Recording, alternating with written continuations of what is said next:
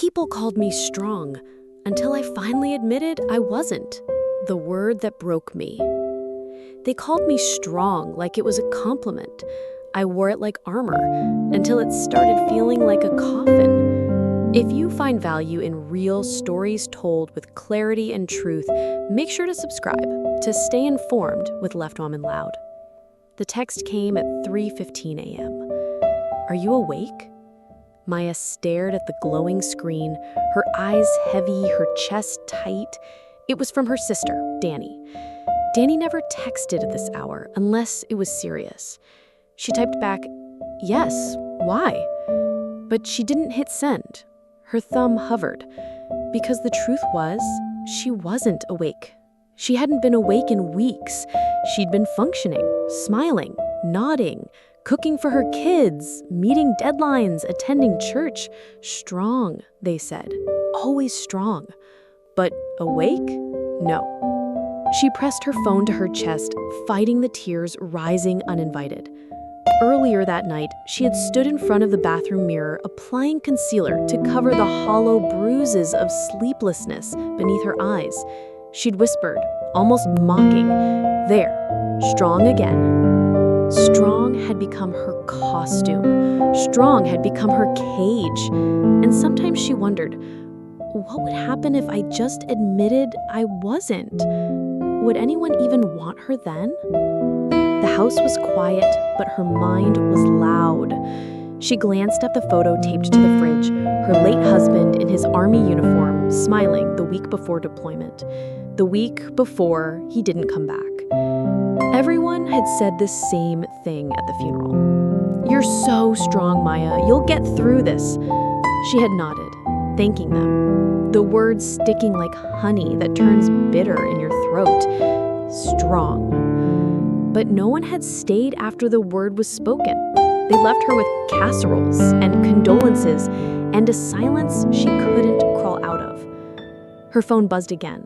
This time, Danny called. She answered, whispering, "What's wrong?" "I should ask you that." Danny's voice cracked. "You've been holding everything together for too long. I can hear it in your voice."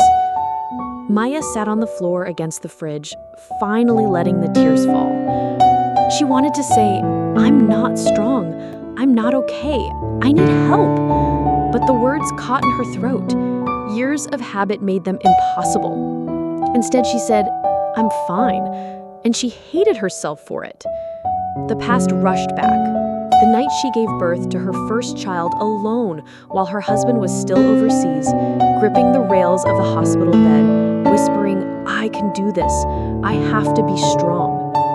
The morning she got the call about his convoy, sitting on the kitchen floor, phone in hand, neighbors arriving with tissues, the phrase spoken over and over, "You're strong, you'll get through this."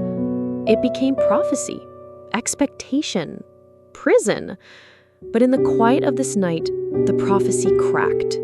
She whispered into the phone, not to Danny, not even to God, but to the empty air around her. What if I can't be strong anymore? Her body shook with the weight of the admission. It was the first time she had spoken it aloud. And though no one answered, the silence felt different, like space had finally opened up for her weakness to exist. In another part of the city, a pastor drafted his Sunday sermon about resilience. In another house, a social worker reviewed files of widows struggling with grief. In another bedroom, her son stirred in his sleep, sensing the shift in the air.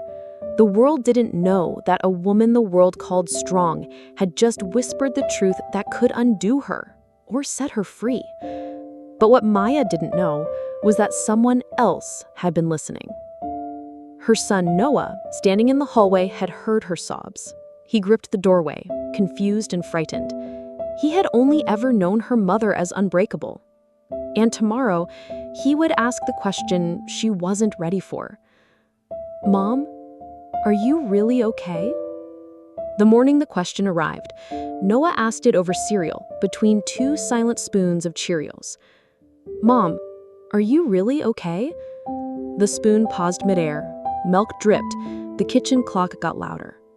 Maya could have smiled, She could have lied. She could have scaffolded the moment with the kind of phrases adults use when little eyes are watching.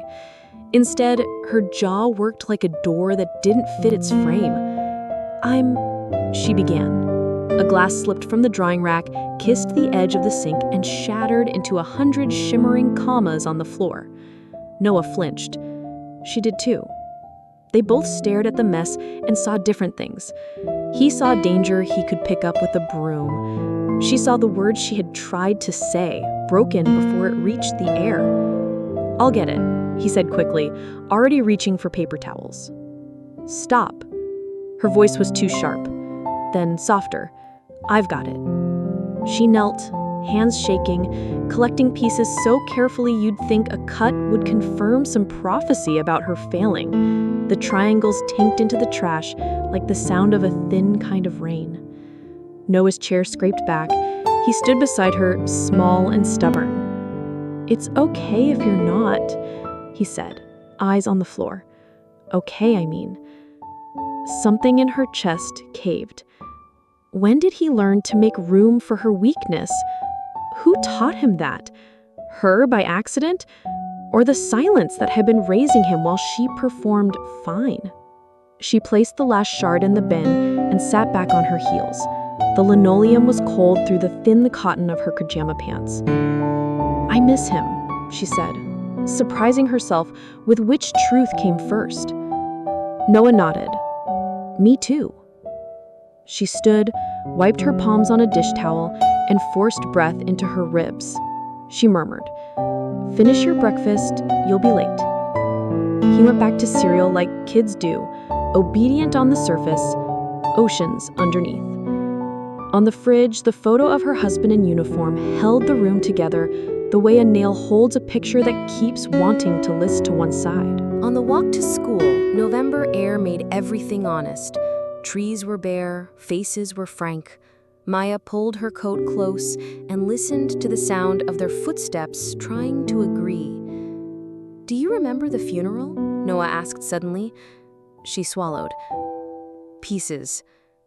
I remember people saying you were strong," he said, like it was a badge. "It felt like a weight," she answered, before she could pretty the truth. They reached the school gate. The bell hadn't rung yet. The yard was all backpacks and half-jokes. Noah hovered at the edge, then turned, an older look passing through his young face.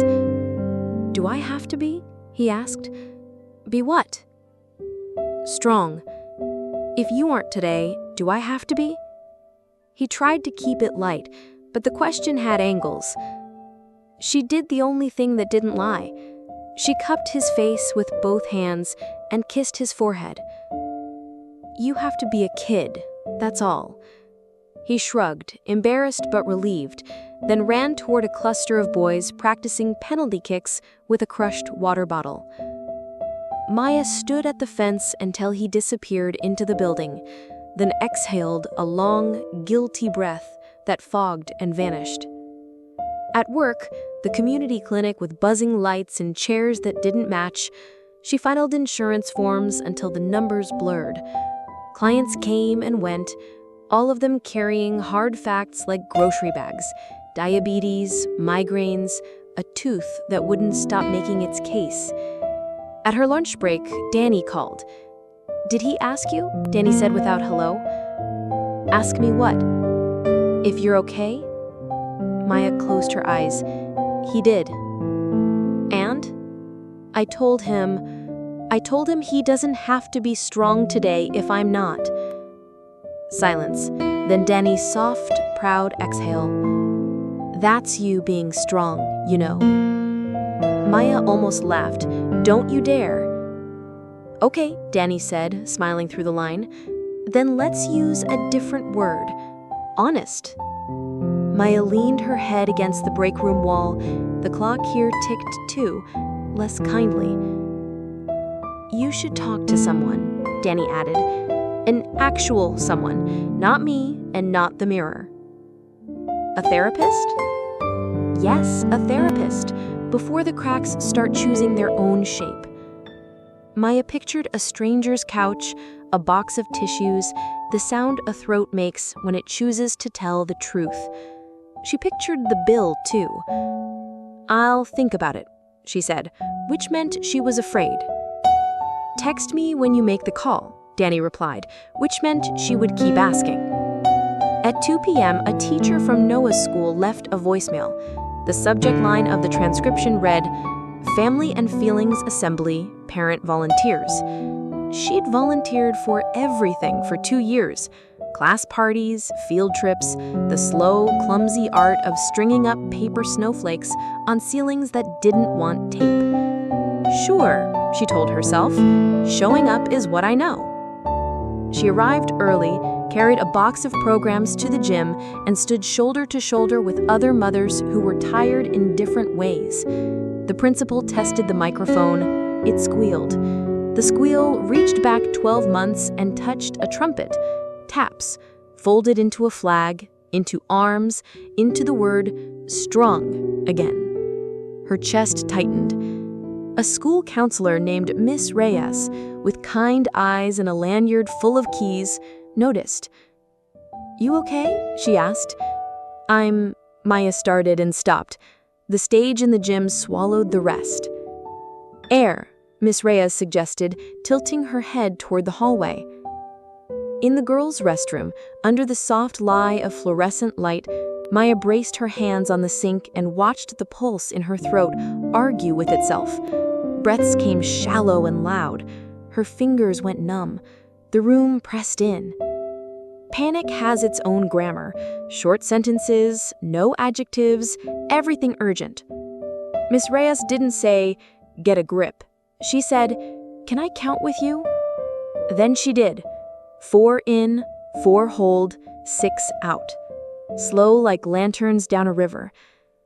"I'm a widow," Maya blurted between the numbers, as if that explained the math. "He died. Everyone told me I'm strong, and I tried to be.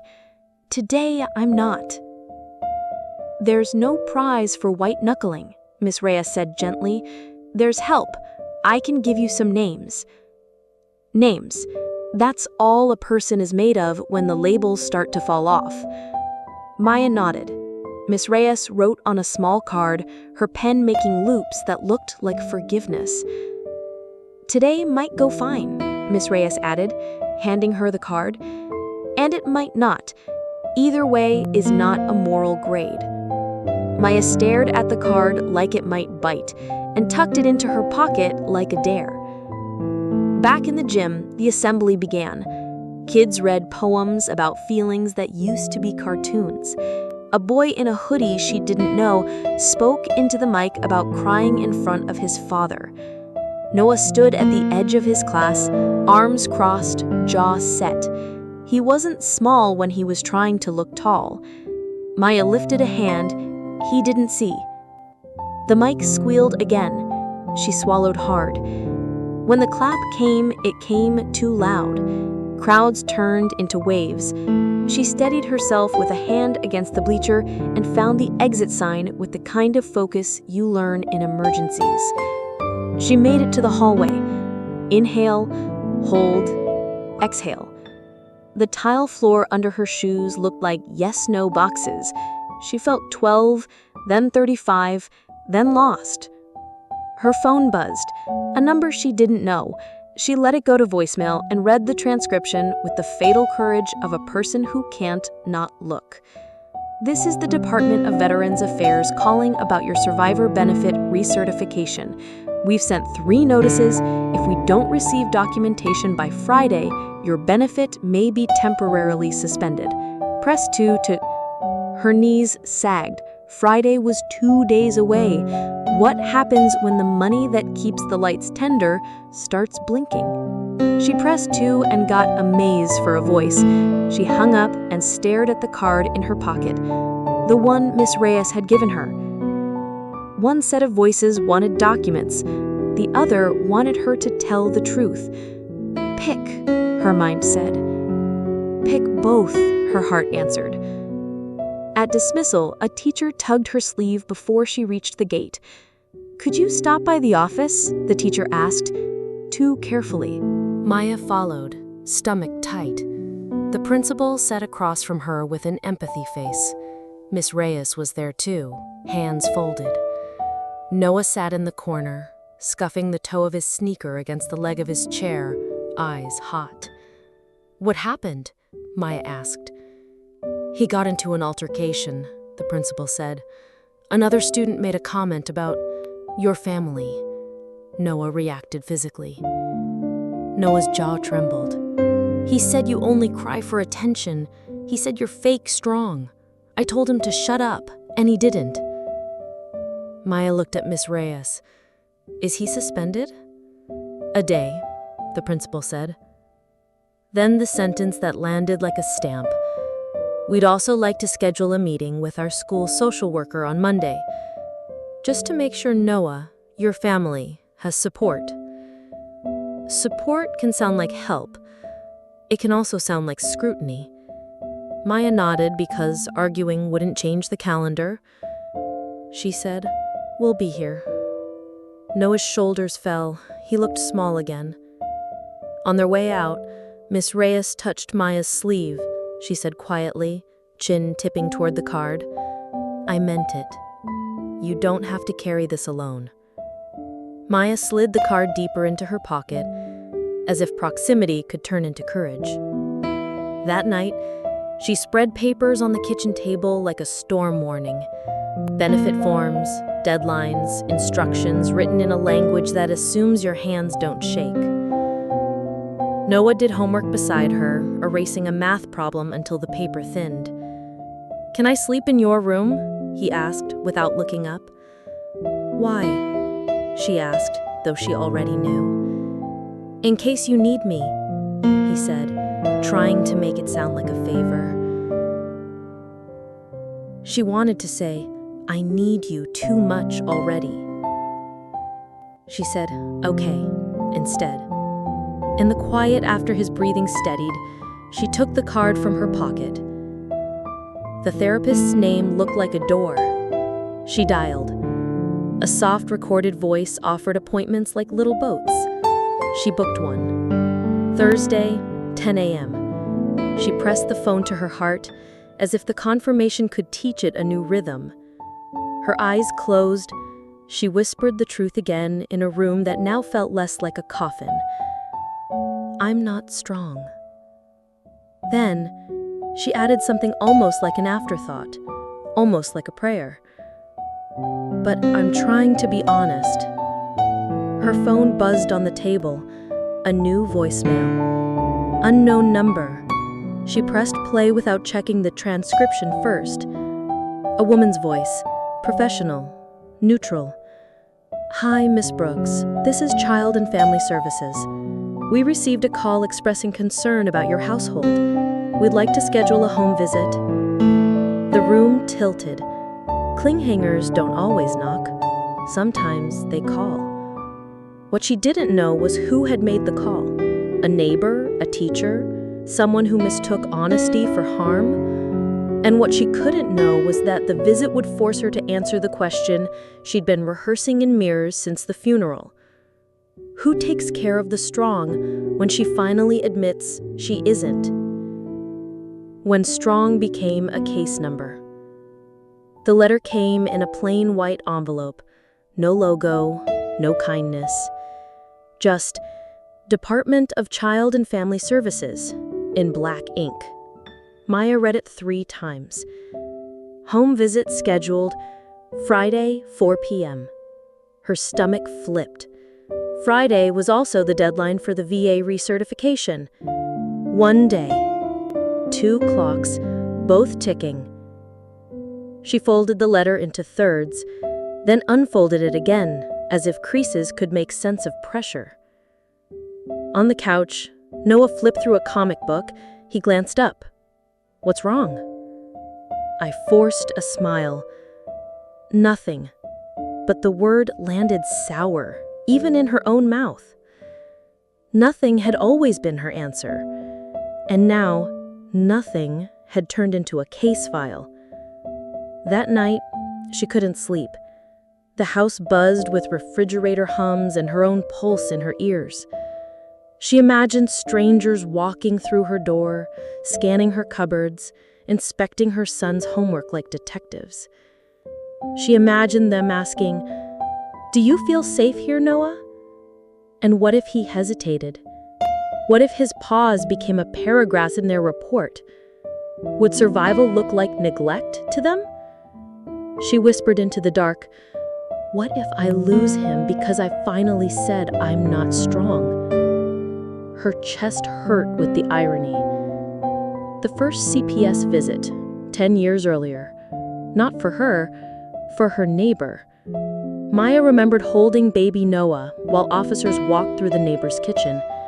She remembered the look on the mother's face, torn between rage and shame, like a woman being undressed in public.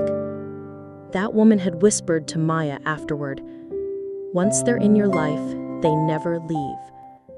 The sentence had haunted her for a decade, and now it had knocked on her own door. Thursday morning, she kept her appointment. The therapist's office was warmer than expected, with too many throw pillows and a candle flickering like it had hope of its own. The therapist, Dr. Lane, spoke softly but not fragile. "You said on the phone you feel pressured to be strong. Can you tell me where that pressure began?" Maya's laugh was hollow. "The funeral. My husband's. Every person who hugged me said the same thing. You're so strong. They meant it like praise. I heard it like a sentence. And you've carried it since then? I built a house out of it, but I don't know if it's home anymore, or a prison." Dr. Lane nodded. "Sometimes what we call strength is just survival in disguise. What happens if you put it down?" Maya's eyes blurred. "That's the part that scares me, because if I put it down, who holds my son?" The therapist didn't answer with advice, just silence that felt less lonely than usual. Back home, the kitchen table was covered in papers, benefit forms, bills, Noah's crumpled math problem. One pile said, "Keep the lights on." The other pile said, "Prove you're a fit mother." Her hand shook between them. Noah came in, backpack sliding off his shoulder. "Coach says we need tweets for practice. Mine are too small." She froze. Another expense. Another reminder that cracks showed everywhere. "We'll figure it out," she said. The promise sounded thin. His eyes lingered, as if he could see the piles on the table even when she shoved them aside. "Are you sure?" he asked. Maya nodded, but her throat burned. How many lies can a mother tell before they start counting against her? Friday arrived like a storm cloud. At 10 a.m., she faxed the VA documents, praying they wouldn't get lost in some bureaucratic void. At 2 p.m., she scrubbed counters, straightened bookshelves, folded laundry like it was evidence. At 3:55, Noah sat at the kitchen table, bouncing his knee nervously. "Do I have to say anything?" he asked. "Only the truth, Maya. That's all." The knock came at 4:01. 2 women stood at the door. One held a clipboard. The other carried a bag with a stuffed animal peeking out. A kindness that looked rehearsed. "Ms. Brooks, we're here for the scheduled visit." Her hand tightened on the doorknob. This was her home. Her son's home. But at this moment, it felt like a courtroom. She stepped aside. "Come in." They walked through every room, opened cupboards, peeked into closets, asked questions with flat voices. Any history of mental illness? Any recent stressors? Any disciplinary concerns? Maya answered carefully, words measured like weights on a scale. When they reached the living room, one of them knelt in front of Noah. "How do you feel at home?" she asked, gently. He hesitated, eyes flicking to his mother. Her heart hammered. "Please don't pause too long. Please don't make them think." Then Noah whispered, Because my mom doesn't pretend anymore." The words cracked her open, and she realized he had been listening all along. The caseworker scribbled something on her clipboard. Maya's stomach twisted. Was that good? Bad? When they left, Maya collapsed on the couch. Noah sat beside her, leaning against her shoulder. "Did I say the right thing?" he asked quietly. Tears blurred her vision. "You said the real thing. That's what matters." But inside, fear still gnawed. Because truth was messy, and messy didn't always win against systems that preferred tidy lies. That night, the phone rang again. Caller ID, restricted number. She almost let it go. Almost. But she answered. A voice she didn't recognize spoke. "Ms. Brooks, this is Detective Harland. I need to ask you about an incident involving your husband's unit overseas. There are records that don't add up." Her grip tightened on the phone. "What does that have to do with me?" His reply was steady, ominous. "Because your name is in those records, and we need to know why." The record that didn't match. The detective's words lodged in her chest. "Your name is in those records." Maya pressed the phone tighter to her ear, trying to steady her breath. "I don't understand. What records?" "Military transport logs," Harlan said. His tone was official, but not cruel. "The day your husband's unit was hit, a communication was filed. It mentioned a dependent back home. You, Ms. Brooks. But the detail, well, it doesn't match the reports you gave." Her mouth dried. "What detail?" A pause, like he was deciding how much to tell. "That you were contacted before the official casualty call was made. That you knew hours earlier. Do you remember that?" Maya's knees went weak. She slid onto the couch. "That's not possible. I got the call on a Saturday morning. I remembered the eggs burning on the stove. The smell of smoke. My son crying in the high chair. That was the first time I knew." But the memory shook as she spoke it, like a picture frame rattling on a wall. "Sometimes records are wrong. Sometimes they're not. Either way, we need clarity. Can you meet me at the precinct?" Precinct. The word curdled her stomach. I'll think about it," she whispered. "Don't think too long." Then the line clicked. Noah padded into the room, hair muscled from his nap. "Who was that?" She forced a smile. "Wrong number." But the lie scratched on its way out. He squinted. "You look pale." "I'm fine." There it is again, the word that covers everything and nothing. He curled onto the couch, resting his head on her lap. "I can hear your heart. It's too fast." She smoothed his hair. "It's just a lot of grown-up stuff, baby." But her hand trembled against his curls. Later that night, she pulled the shoebox down from the closet shelf, the one she hadn't opened since the funeral. Inside, folded letters, a pocket Bible, his dog tags, the triangular flag that felt like a knife when they handed it to her. And beneath it all, an envelope, yellowed, sealed, unmarked. Her breath caught. She didn't remember putting this here. She opened it with shaking fingers. Inside, a note in her husband's handwriting. The ink rushed, slanted, like he wrote it quickly. "Maya, if you're reading this, something has gone wrong. They don't want you to know everything. Protect Noah. Don't trust." The last line smeared, water damaged. She clutched the letter, her chest heaving.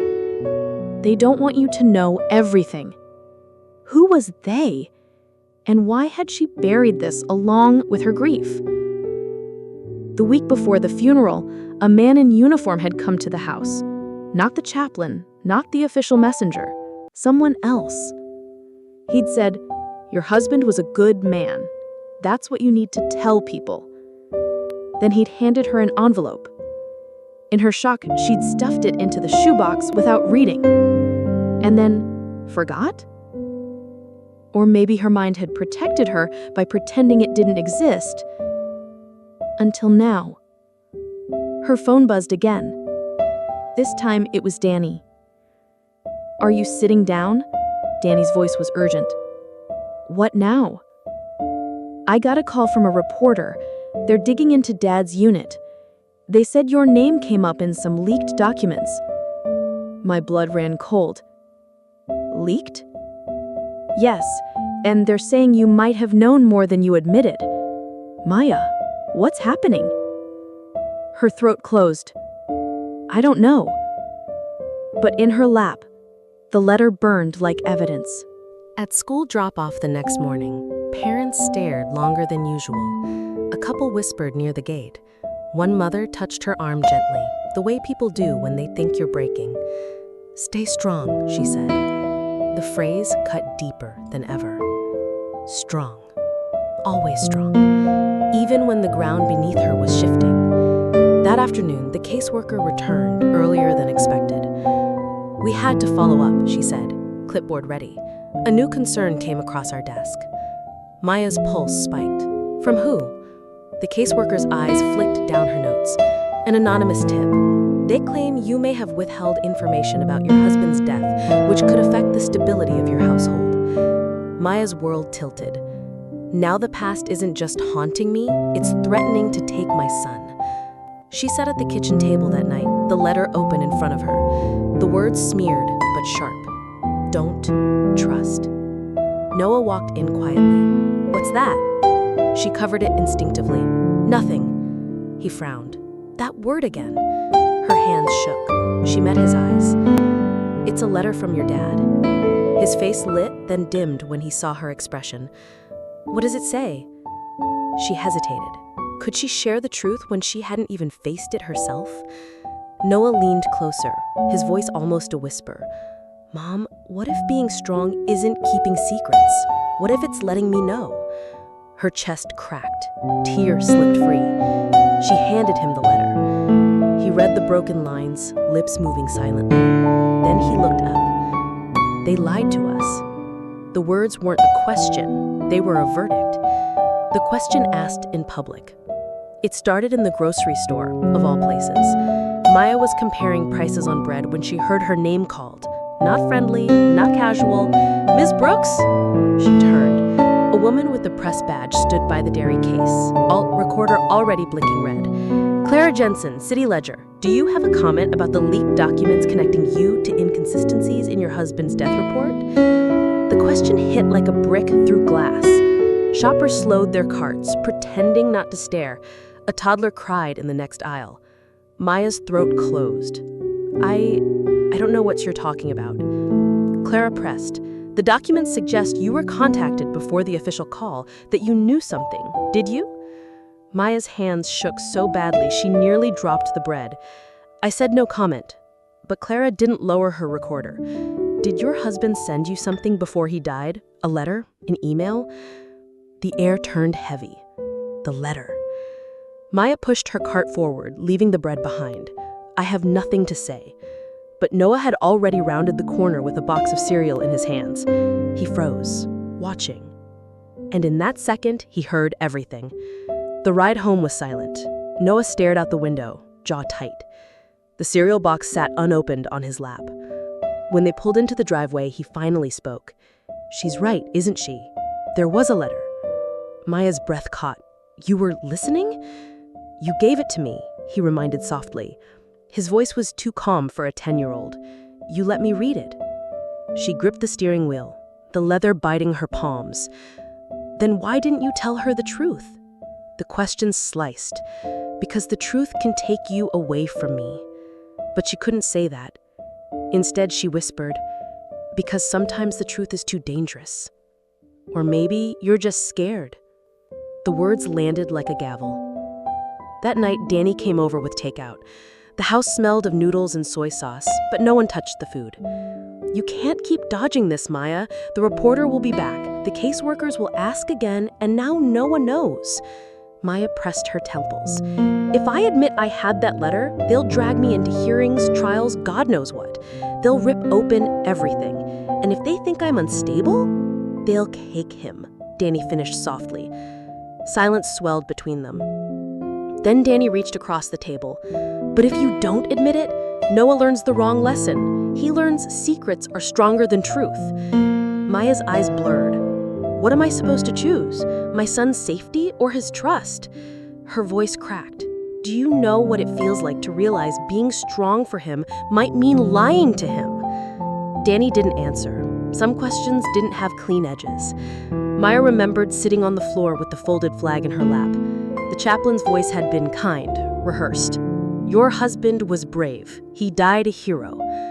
But in her mind, the envelope in the shoebox had whispered louder, "Don't trust." For 10 years, she had forced that whisper into silence. Now, it was screaming. At school the next morning, the principal pulled her aside. "We've had some calls," he said carefully. "Parents are concerned about the rumors. I wanted you to hear it from me before it spreads further." Maya's cheeks burned. "Rumors?" "He knows more than he said about your husband's death." He lowered his voice. "I don't care what they say. I've seen how you show up for Noah. But gossip has a way of leaking into the classroom. I just thought you should know." Her chest tightened. Even here, in the one place Noah should have felt safe, the cracks were widening.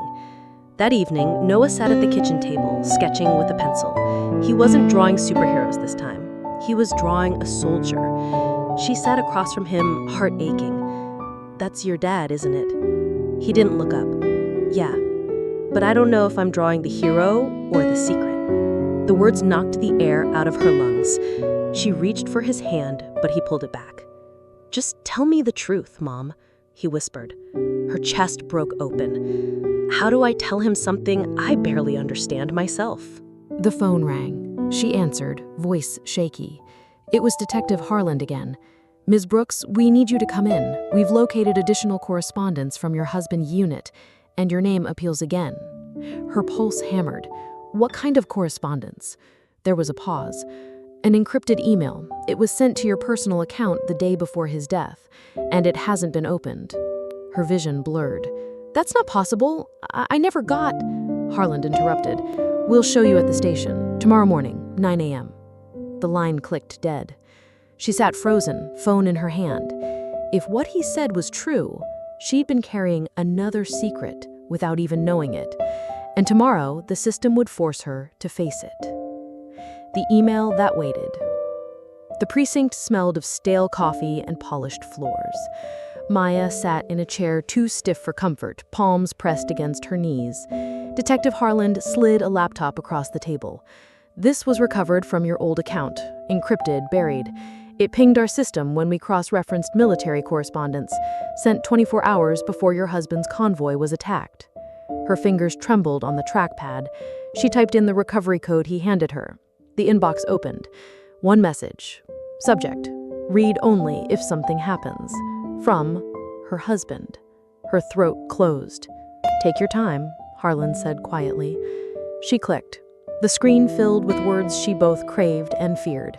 "Maya, if you're seeing this, then something went wrong. I can't say much, eyes are everywhere. But there's doubt in the mission they gave us. Not everyone here is clean. Some of what we're doing, it's not what you think. If the worst happens, don't let them use you or Noah to tie up their loose ends. Promise me you'll trust only Danny. And remember, strength doesn't mean silence. It means surviving long enough to tell the truth." Her hands shook. Tears blurred the words. Strength doesn't mean silence. The irony stabbed.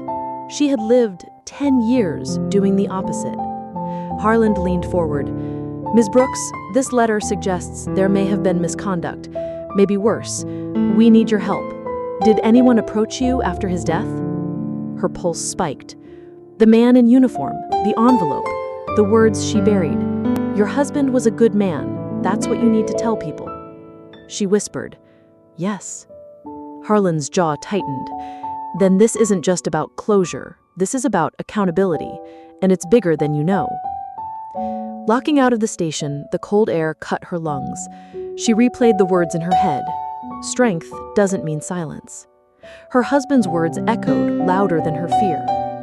Her phone buzzed. Danny again. How did it go? Maya's voice broke. He knew. He knew something was wrong. And now I have proof. Proof of what?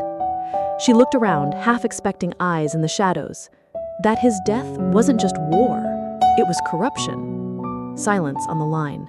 Then Danny whispered, Maya, if that's true, people won't just let it come out. That night, she sat on the edge of Noah's bed, watching him sleep. His chest rose steady, innocent. She brushed his hair back. How do I protect you and honor him at the same time? Noah stirred, half awake. Mom? Yes, baby. You don't have to be strong, just don't lie. Her chest cracked. The truth wasn't optional anymore. The next day, the caseworker returned unannounced this time. She set her clipboard down. We've had multiple reports now. We need to confirm your household is stable. If not, we may need to escalate. Her voice shook. Reports about what? The caseworker's eyes flicked up. Allegations you're withholding critical information related to your husband's death, that you may be compromised. Her stomach dropped. Someone was feeding them. Greer?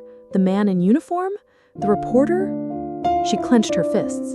This isn't about my parenting. This is about silencing me. The caseworker's gaze softened, but her pen didn't stop moving. Ms. Brooks, stability is the measure, not truth. The sentence felt like a verdict. That evening, Clara Jensen, the reporter, showed up at her door. I know you don't want to talk, Clara said, recorder hidden in her pocket, but I've seen the email. If you don't tell your story, someone else will, and they'll twist it. Maya's chest heaved. If I speak, I lose my son. If I stay silent, I lose myself. Clara's eyes softened. Maybe, or maybe if you speak, you show him that honesty isn't weakness. It's the only real strength left. Maya's gaze fell to Noah's sneakers by the door. Strength doesn't mean silence. Her husband's words echoed louder than her fear. Later that night, she stood at the kitchen table with the email printed in her hand. Danny sat across, worried, hopeful. Noah hovered in the doorway. Maya whispered, I think it's time. Time for what? Danny asked. Maya looked at her son, then at the letter.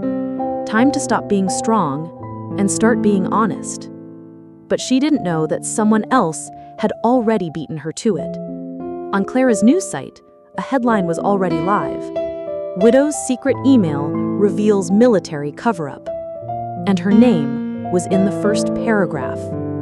When truth turned into fire. By dawn, her phone wouldn't stop buzzing. Missed calls, unknown numbers, and the headline everywhere.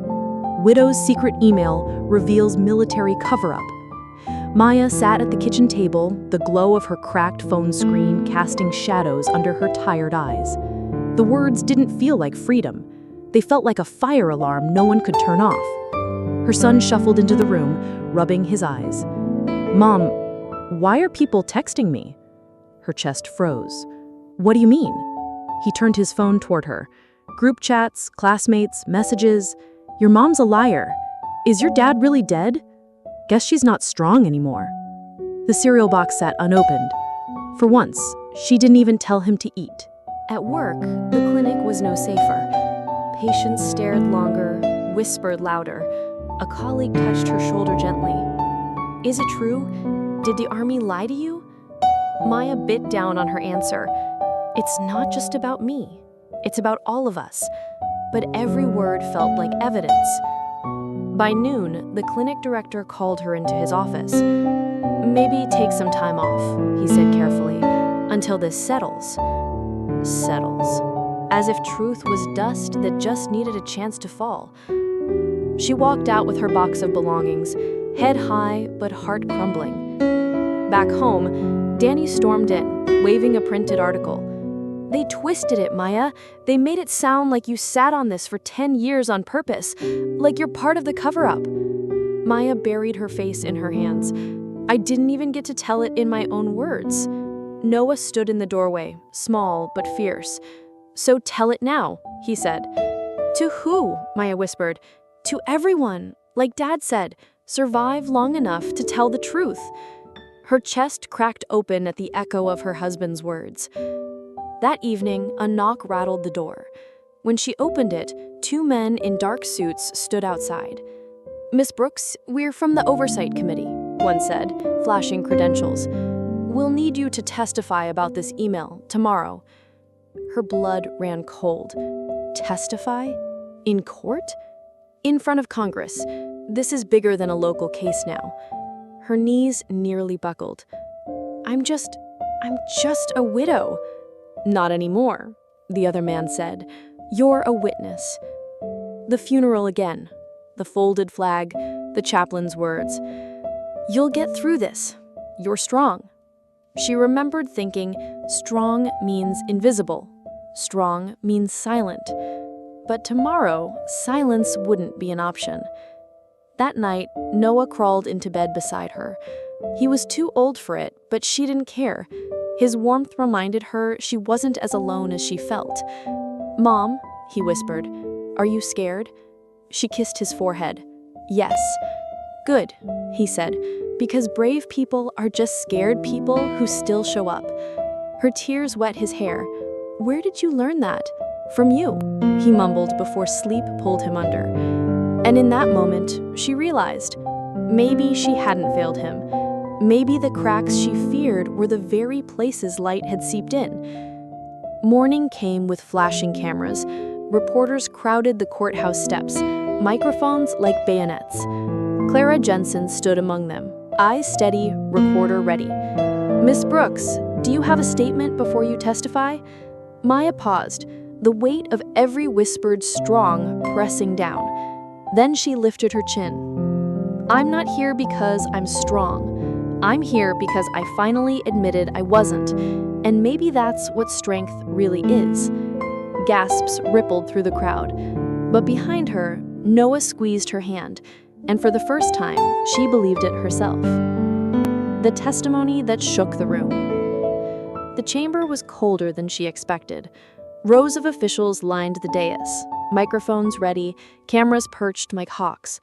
Maya sat at the witness table, palms damp, heart rattling like a caged bird. She adjusted the microphone. Her reflection blinked back from the polished wood. Behind her, Noah sat with Danny, small but steady, his hand pressed against the glass of her courage. A congressman cleared his throat. Miss Brooks, thank you for coming. We are here to discuss the authenticity and implications of the email sent to you by your late husband. Please, in your own words, tell us what happened. Her chest tightened. For 10 years, silence had been her shelter. Now, silence would be her undoing. She unfolded the letter in her trembling hands. My husband wrote this before he died. He told me not everyone was clean. He told me not to let them use me or my son as leverage. And for 10 years, I buried that. I thought silence meant survival. But survival without truth is just another kind of death. Gasps echoed. Cameras flashed. One congresswoman leaned forward. Miss Brooks, are you alleging misconduct by his unit? Her voice shook. I'm alleging cover-up. I'm alleging that men in power knew more than they admitted, and I'm alleging that I was warned because they feared the truth getting out through me.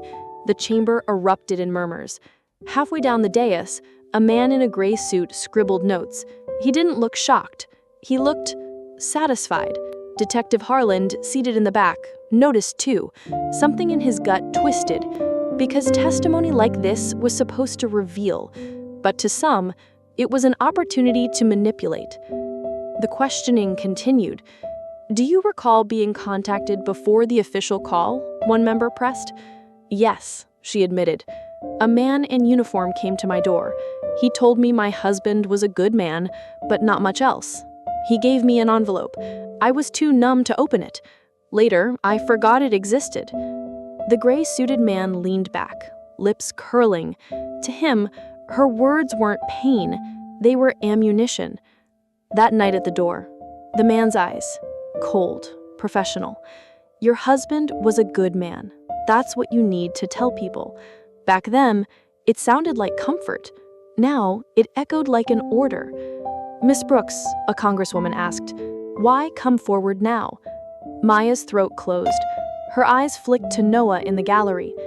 Because my son asked me to stop lying, she whispered.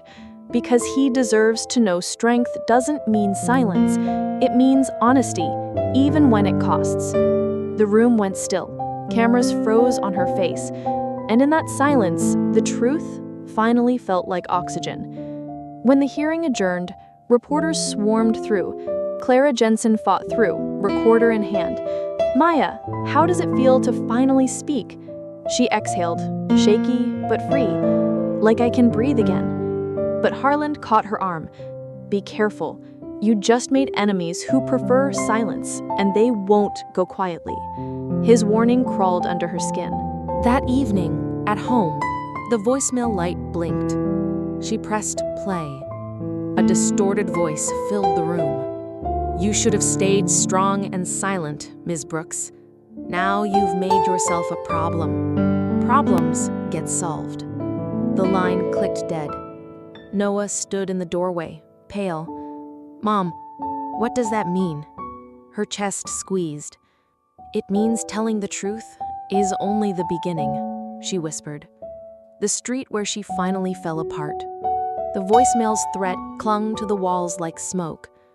For the first time in years, Maya didn't bother wiping her tears. She let them fall unhidden. Danny sat stiff on the couch, fists clenched. You can't stay here. They know where you live. Noah stood in the doorway, shoulders squared, too young to carry this much fear. If they want to scare us, it's working. Maya pulled him close. I'm not losing you. Not again. Not to silence. Not to them. Detective Harland arrived near midnight. His car hummed outside while he double-checked the locks. You're right. That voicemail wasn't a bluff. The same men who covered up your husband's death want this buried again. But now you're too public. They can't erase you quietly. Maya's voice cracked. So, what do I do? Keep talking? Keep letting my son be dragged into it? Harland studied her, his tone steady. You survive. You outlast them. You show your boy that telling the truth doesn't end you, it changes you. She looked at Noah, clinging to her sleeve. His eyes asked the question he couldn't voice. Will we be safe? The next morning, the sun was bright, defiant. Reporters crowded outside, cameras hungry.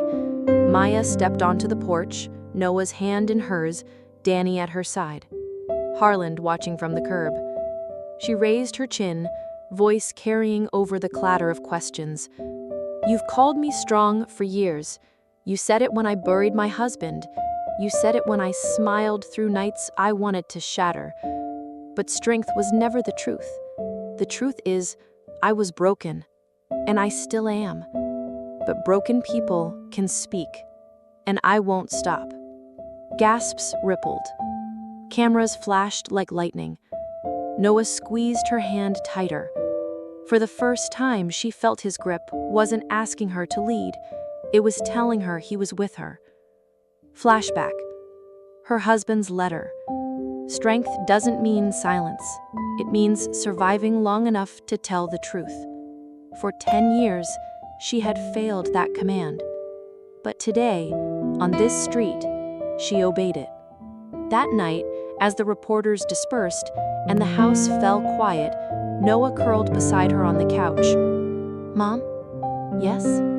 Even if the world calls you weak now, you're the strongest person I know. Her chest ached, but in a new way. Not the ache of holding it in, the ache of finally letting it out. She kissed her hair. Maybe strength isn't what they said it was. Maybe it's just telling the truth even when your voice shakes. His eyelids fluttered, sleep pulling him under.